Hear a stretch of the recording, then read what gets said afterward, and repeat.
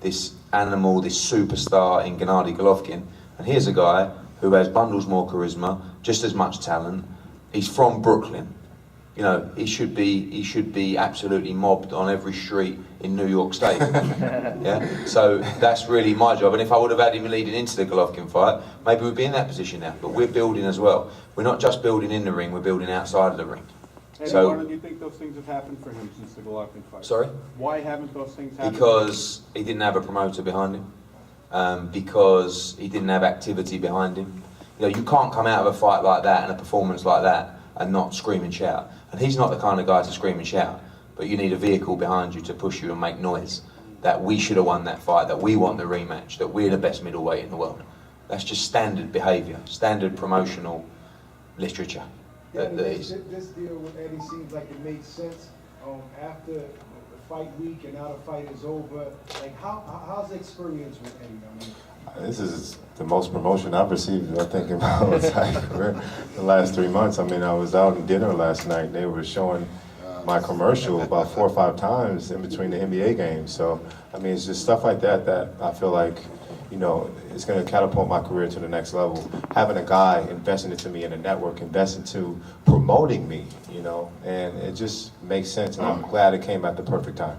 Eddie, I'm not sure if Joe Zagarino is here, but Danny and Demetrius Andre have history, having fought previously in the amateurs and things of that nature. Star boxing, you just co-promoted the show with them. How feasible is that fight taking place? Yeah, again, no disrespect to Demetrius Andrade, and I put Charlo in the same bracket as well, and I put Saunders in the bracket and Lemieux in the bracket. I see Danny Jacobs as a level beyond those guys. Doesn't mean we won't fight them, because they're very good fighters, but we're really trying to establish ourselves as the major name in the division, and that's why I said about the 3, because I really feel like there is a 3, and that is Canelo, Golovkin and Danny Jacobs. That's, for me, the big 3 in the division. Doesn't mean we won't fight Andrade, Charlo, Lemieux, but, you know, our plan is to be in the mix with those guys.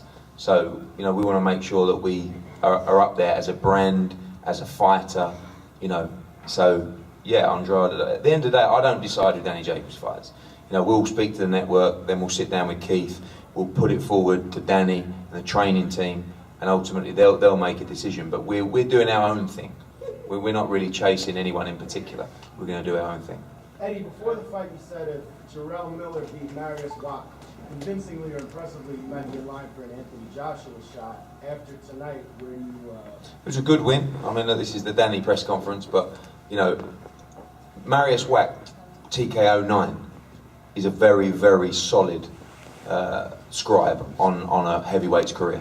You know, he's been beaten a couple of times by top-level guys, Vladimir Klitschko, Povetkin. These are top, and Jarrell wore him down.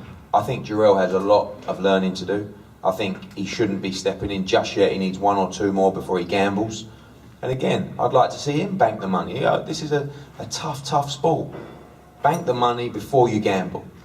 And that's what Jarrell Miller needs to do. He needs to come back. I'd love him to box on our card in April. He's from Brooklyn as well. You know, he's an exciting heavyweight. He would have learned so much fighting the likes of Marius Wack. But again, Marius Wack TKO 9 is a very, very impressive win and puts him probably 1 or 2 steps away from fighting for the world heavyweight title. Danny.